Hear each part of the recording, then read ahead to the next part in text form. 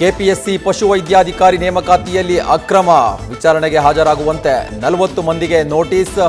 ಒಂದೇ ದಿನ ಎಲ್ಲರೂ ವಿಚಾರಣೆಗೆ ಬರುವಂತೆ ಕೆಪಿಎಸ್ಸಿ ಮಾಜಿ ಅಧ್ಯಕ್ಷ ಐಎಎಸ್ ಅಧಿಕಾರಿ ಸಿಬ್ಬಂದಿಗೆ ಸಮನ್ಸ್.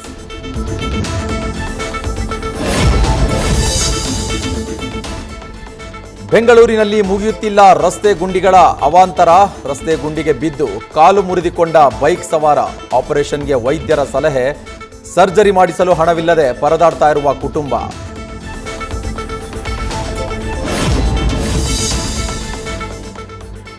ರಾಜ್ಯದಲ್ಲಿ ಹೋರಾಟ ಕೂಡ ಆಯಿತು ಬಲು ದುಬಾರಿ. ಇನ್ಮುಂದೆ ಫ್ರೀಡಂ ಪಾರ್ಕ್ನಲ್ಲಿ ಪ್ರತಿಭಟನೆ ಮಾಡಬೇಕಾದ್ರೆ ಕೊಡಬೇಕಂತೆ ಹಣ.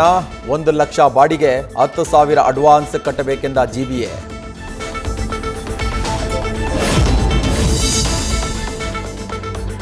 ನಿವೇಶನ ಸ್ವಚ್ಛಗೊಳಿಸಿಕೊಳ್ಳಲು ಆಸ್ತಿ ಮಾಲೀಕರಿಗೆ ಮಿನಿಸ್ಟರ್ ಕೊಟ್ಟಿದ್ದ ಡೆಡ್ಲೈನ್ ಅಂತ್ಯ.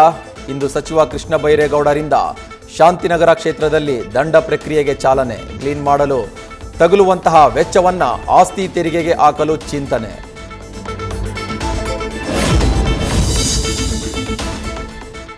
ಜಯನಗರ ಬಸ್ ಡಿಪೋದಲ್ಲಿ ಎಲೆಕ್ಟ್ರಿಕ್ ಬಸ್ ಚಾಲಕರ ಪ್ರತಿಭಟನೆ. ವೇತನ ಹೆಚ್ಚಳ ಸೇರಿ ಹಲವು ಬೇಡಿಕೆ ಈಡೇರಿಕೆಗಾಗಿ ಪ್ರತಿಭಟನೆ.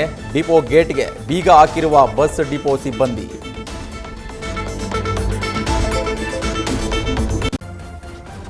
ನ್ಯೂಸ್ ಫಸ್ಟ್ ನಿರ್ಭೀತಿಯಿಂದ ನಿಮ್ಮ ಪರವಾಗಿ.